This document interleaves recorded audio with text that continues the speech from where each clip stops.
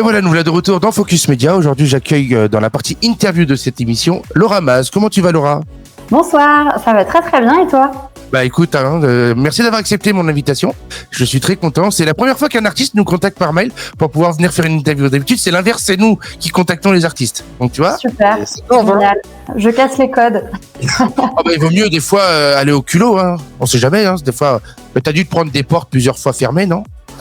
Ça m'est arrivé, mais bon, je suis là, donc c'est que ça fonctionne des fois. On essaie de faire de la pub à peu près pour pas mal d'artistes.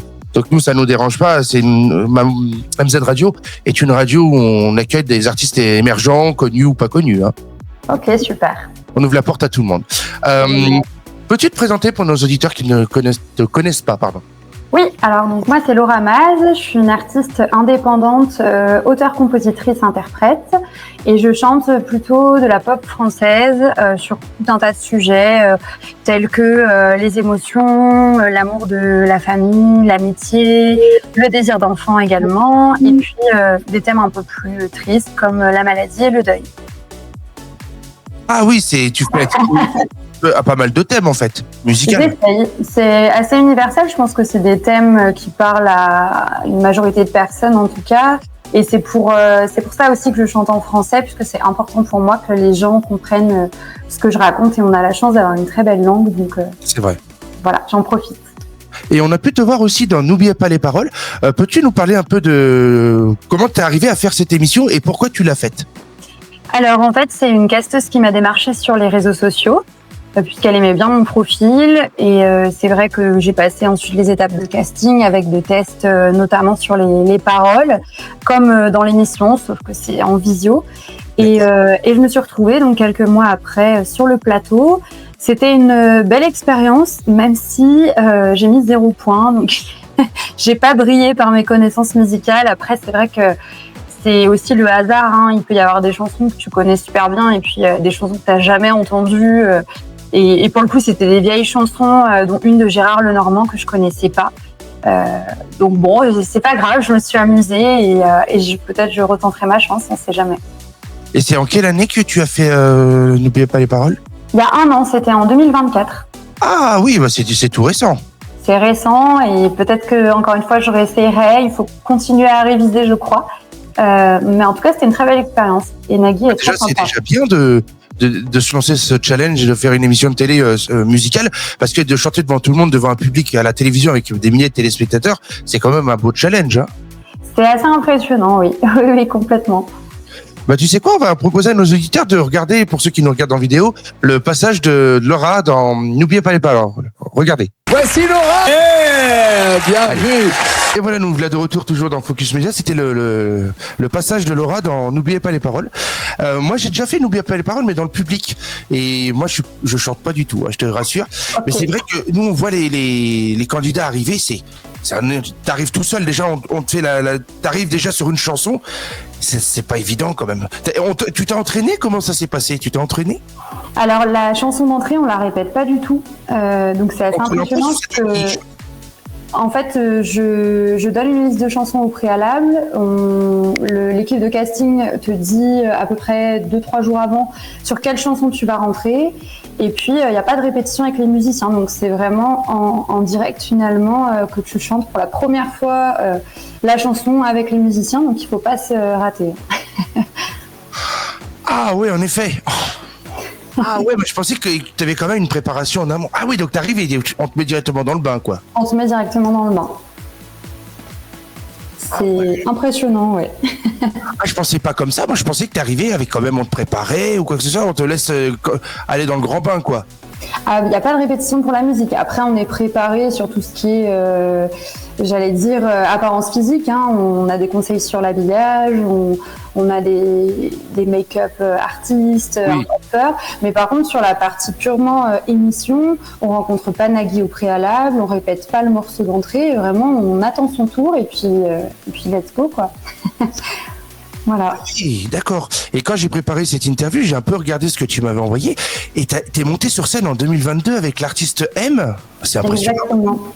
Oui, effectivement, j'ai eu la grande chance de rencontrer Mathieu Chédid pour chanter avec lui à Genève devant 9000 personnes pour le coup, c'était même plus vertigineux que N'oubliez pas les paroles, parce que N'oubliez pas les paroles, si tu as participé en tant que spectateur, le public est pas énorme, tu le sais, hein.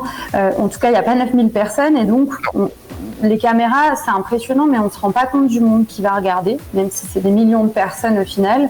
Alors que là, à l'Arena de Genève, il y avait 9000 spectateurs.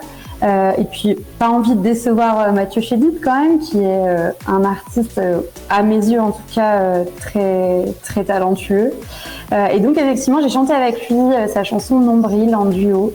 Et c'est en fait ce qui m'a vraiment poussée à me lancer ensuite à chanter seule, et plus dans ma salle de bain finalement, parce que cette rencontre a été vraiment précieuse, et Mathieu m'a complimenté aussi sur ma voix, ce qui m'a fait dire en fait il y a peut-être un truc à faire de plus que juste sous ma douche. Voilà. Ah bah des fois oui. Après des fois on n'ose pas se lancer aussi. Il y a certains artistes qui préfèrent rester dans leur salle de bain, ils disent il y a personne qui me regarde, voilà. C'est vrai que c'est pas évident en tant qu'artiste, je pense. C'est pas évident, et merci vraiment à Mathieu qui m'a donné l'élan en tout cas de chanter en public toute seule, parce qu'effectivement c'est pas évident non plus quand tu chantes dans une chorale ou en groupe, ce qui m'est arrivé par le passé. Tu es un petit peu protégé par le collectif. Si tu te trompes mais par contre quand tu es tout seul, alors je m'accompagne au piano, mais je veux dire, si je me trompe au piano, si je me trompe dans les paroles, je suis livrée à moi-même. Donc c'est très challengeant, ouais. Ah ouais, d'accord. Et tu as parlé que tu étais un groupe, mais c'était quoi, un groupe de musique, une chorale, c'était quoi en fait? Alors j'ai eu plusieurs expériences. Les chorales, j'en ai fait pendant ma jeunesse, c'était sur de la chanson française. Ensuite, j'ai participé 2 fois au projet des 500 voix. 500 voix pour Queen et 500 voix pour les plus belles chansons françaises. Donc là, c'est dans un chœur de 500 choristes amateurs, avec des artistes solistes également qui chantent, et des musiciens professionnels. Et donc, il y avait 2 représentations à l'amphithéâtre 3000 de Lyon, donc devant approximativement 3000 personnes. Et sur l'expérience plutôt groupe, j'ai chanté pendant 2 ans dans un groupe de rock amateur, donc plutôt pour le coup de la pop rock et même du punk anglais, américain. D'où d'ailleurs ma chanson d'entrée dans N'oubliez pas les paroles, qui est Are You Gonna Be My Girl de Jet. C'était vraiment le type de morceau qu'on chantait avec le groupe. Mais c'est vrai qu'au bout d'un moment, j'avais vraiment envie de me challenger toute seule. Je trouve que c'est une expérience différente, et je me sentais capable, en tout cas après la rencontre avec Mathieu, de chanter seule. D'accord, ok. Et après, ça t'a permis de sortir un premier EP en 2024 qui s'appelle Rallumer les étoiles. Peux-tu nous en parler un petit peu? Exactement, donc Rallumer les étoiles, c'est mon premier projet que j'ai sorti en septembre 2024. Donc il se compose de 4 titres. 3 titres de ma propre composition et dont les textes sont de ma plume. Et le 4e titre, qui s'appelle Métronome, c'est une composition originale de mon père, qui est musicien amateur et qui composait à une époque des chansons. Et donc j'ai récupéré ce morceau pour le mettre aussi sur mon EP. Et donc ce projet, il est un petit peu plus mélancolique que le deuxième. Pour le coup, l'ADN, c'est vraiment le piano-voix, l'ADN de Laura Mas finalement. Et donc ce premier projet, il est très acoustique, sur des mélodies assez mélancoliques, sur des thèmes aussi mélancoliques. L'anxiété entre autres, la perte d'un proche, voilà, des choses pas très gaies. Je ne fais pas que du mélancolique, mais pour le coup, ce premier projet, il faut l'écouter dans un mood voilà, assez spécial, là où le deuxième EP est un peu plus accessible. D'accord. En fait, la musique, c'est de famille, quoi. Si j'écoute bien, si ton papa fait de la musique aussi, je pense que c'est lui qui t'a transmis l'envie, non? C'est lui qui m'a transmis l'envie, et puis j'ai été bercée par la musique, notamment Jean-Jacques Goldman, plutôt du côté de ma maman, et Téléphone du côté de mon papa. Il écoutait beaucoup de rock, il en écoute toujours d'ailleurs aujourd'hui, mais il écoute Laura Mas aussi. et oui, c'est de famille, et je remercie mon père qui m'a vraiment donné le goût de la musique depuis toute petite. Ok, ah ouais, c'est impressionnant quand même de faire de la musique en famille. C'est assez rare. Avec tous les artistes que j'ai reçus, c'est toujours personnel, pas un don, mais un projet personnel. Mais là, faire ça en famille, je trouve ça original. Bah, j'ai commencé vraiment en famille puisque ma toute première scène, j'avais l'âge de 7 ans. Ouais. C'était avec mon père à la guitare et mon grand frère Valentin au piano, puisqu'il faisait du piano à l'époque. Et on avait fait une scène dans ma commune d'origine devant quelques centaines de personnes. Donc c'est vrai que c'est ça qui m'a donné le goût de chanter, en effet. Ok, d'accord. Et après, on arrive en 2025 avec ton nouvel EP, c'est ton jamais, c'est ça? Sait-on jamais, exactement. Donc il y a une couleur un petit peu plus lumineuse que le premier. Je suis très fière de mes deux projets, mais c'est vrai que je cherchais à montrer un petit peu plus ma part de lumière dans ce deuxième projet, parce que je suis vraiment mélangée par plein d'émotions, hein, comme beaucoup d'êtres humains, mais en tout cas, j'ai une phase très mélancolique à l'intérieur de moi, mais aussi une phase très solaire et très lumineuse, et j'avais envie d'aller un petit peu plus explorer cette partie-là. Ça m'empêche pas dans le projet Sait-on jamais d'aborder et d'évoquer des sujets assez difficiles, notamment le deuil et la maladie, mais sous un angle de vue plutôt solaire, avec des mélodies qui sont entraînantes, un univers vraiment pop qui donne envie de taper dans les mains, de danser, et c'est ce que je voulais pour ce deuxième projet. D'accord. Et tu écris tous tes textes ou tu as quelqu'un qui t'aide pour écrire les textes? J'écris 100% de mes textes sur le premier projet et le deuxième projet. Le seul morceau qui n'est pas de moi, c'est Métronome, puisque c'est mon père qui l'a écrit. Tout le reste, c'est à 100% mes textes. C'est également mes propres compositions. Et sur le deuxième projet, là où c'est différent du premier, je me suis fait accompagner par un studio qui s'appelle le studio Spin Records. Et j'ai travaillé avec un ingénieur son et directeur artistique qui s'appelle Sébastien, et qui là m'a accompagné sur toute la partie arrangement. Parce qu'en fait, moi, à l'origine, quand je compose, je le fais avec mon piano. Donc j'arrive avec mes morceaux un petit peu nus, finalement bruts, et l'idée c'est de leur mettre les plus beaux vêtements, et c'est ce que m'a aidé à faire Sébastien du studio. D'accord, bah tu sais quoi, on va proposer à nos auditeurs d'écouter ton titre Sait-on jamais. Donc c'est parti, place à Sait-on jamais avec Laura Maz. Phénomène dont l'être humain est le spécialiste. Rejeter les émotions aussi loin qu'il le peut. Les siennes, les miennes, tout en bas de la liste. Interdit de les montrer, sait-on jamais si c'est contagieux. Il n'a pas l'envie de paraître fragile, parce que fragile, on lui a dit que c'est honteux. Cacher son soi en soi, c'est bien agile. Protéger de leurs avis, sait-on jamais si c'est douloureux. Il y a pire que soi, c'est vrai, mais là j'ai pas besoin de l'entendre. Juste besoin de laisser mes larmes couler. Il y a mieux que toi, pas vrai. Tes mots lancés comme un cœur à prendre. La liberté de pouvoir se dévoiler. Ne pense plus à ça, prends sur toi, tu dois positiver. C'est juste dans ta tête si tu te sens malheureux. Le genre de phrase qui n'a jamais vraiment aidé. Pourtant je les entends toujours, sait-on jamais si l'on peut faire mieux. Il y a pire que soi, c'est vrai, mais là j'ai pas besoin de l'entendre. Juste besoin de laisser mes larmes couler. Il y a mieux que toi, pas vrai. Tes mots lancés comme un cœur à prendre. La liberté de pouvoir se dévoiler. Et si l'on commençait à se montrer fragile, parce que fragile c'est beau, c'est aussi faire comme on peut. Montrer son soi au monde, ça peut sembler difficile. S'aimer au-delà de tout, sait-on jamais si ça rend heureux. Il y a pire que soi, c'est vrai, mais là j'ai pas besoin de l'entendre.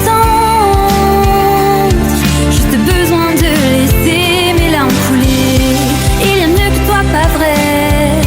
Des mots lancés comme un cœur à prendre.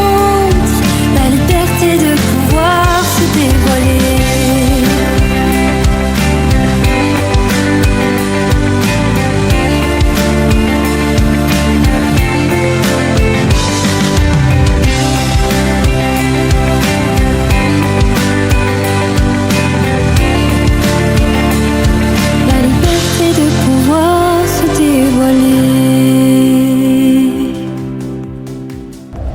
écouté le clip en version lyrique, bien sûr, parce que je sais pas, t'as pas encore fait des clips complètement de tes chansons, mais déjà écouter la chanson, je pense que c'est déjà une bonne chose. Mais est-ce que t'as prévu de faire un clip justement de cette EP? Oui, alors effectivement, le premier clip que j'ai fait, c'est sur le premier projet, donc sur Rallumer les étoiles. Mais là, je vous le dis en exclu, sur le titre Sait-on jamais, il va y avoir un clip qui est déjà tourné. J'ai tourné avec une connaissance à moi qui s'appelle Alan. On a passé un super moment et il est très professionnel puisque c'est lui qui avait déjà réalisé mon premier clip. Et ça devrait sortir courant du mois de novembre. Donc restez bien connectés. D'accord, ok. Et toi, tu me parles un peu des clips. Je vais te poser une question sur les coulisses, par exemple, d'un tournage de clip.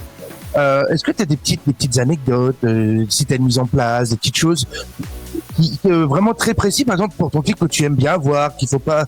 La préparation, en fait. Peux-tu nous dire comment tu te prépares quand tu fais tes clips?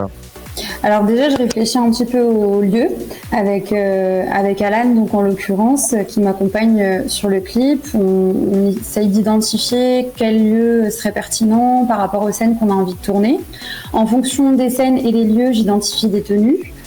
Tenues, coiffure, make-up, bijoux, enfin vraiment dans le détail jusqu'aux chaussures, parce qu'en fait tout peut être visible finalement. Et puis après, vraiment sur les coulisses le jour J. Moi, effectivement, c'est des clips plutôt petit budget.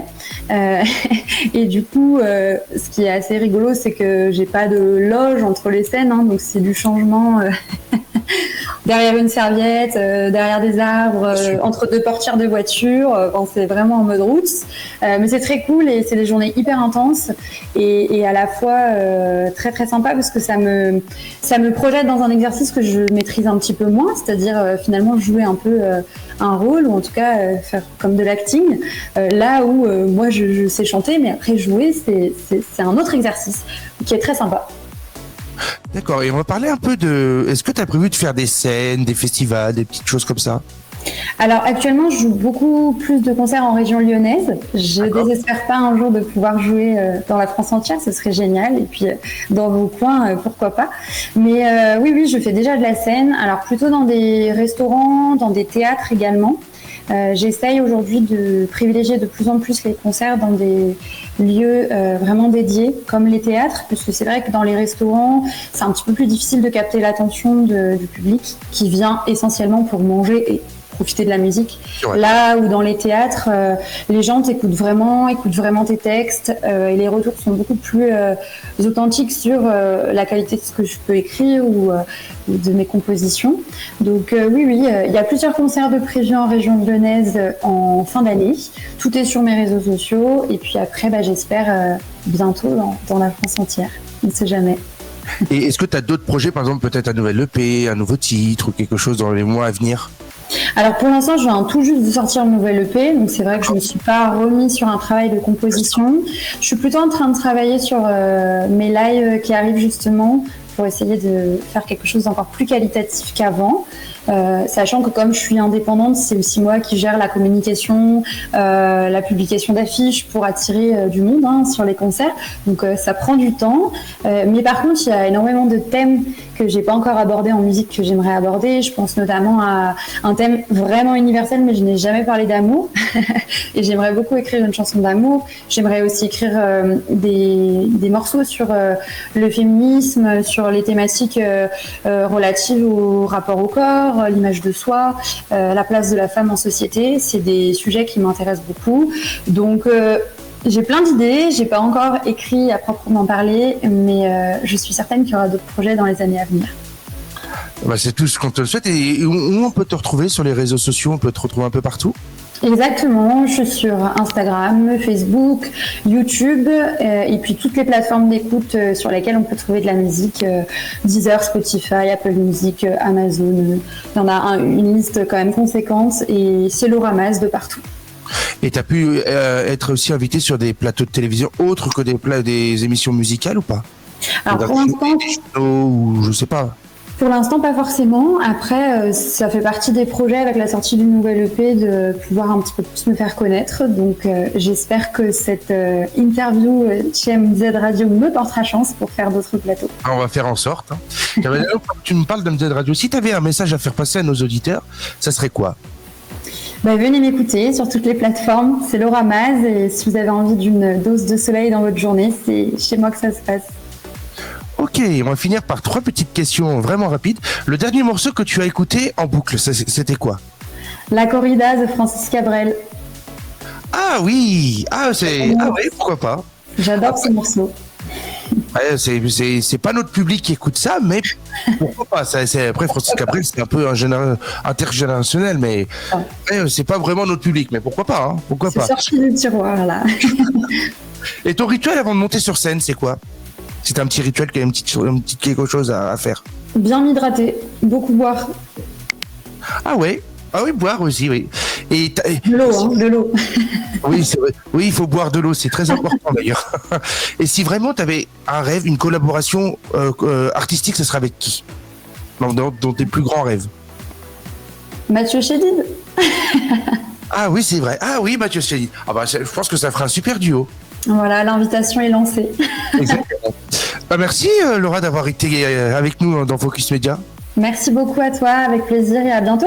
À bientôt et puis on te suit encore sur les réseaux et ne t'inquiète pas, on va te faire une bonne petite pub sur l'antenne. D'ailleurs, ton titre va passer sur l'antenne. Voilà. Génial. Merci. Merci Laura, à bientôt. À bientôt.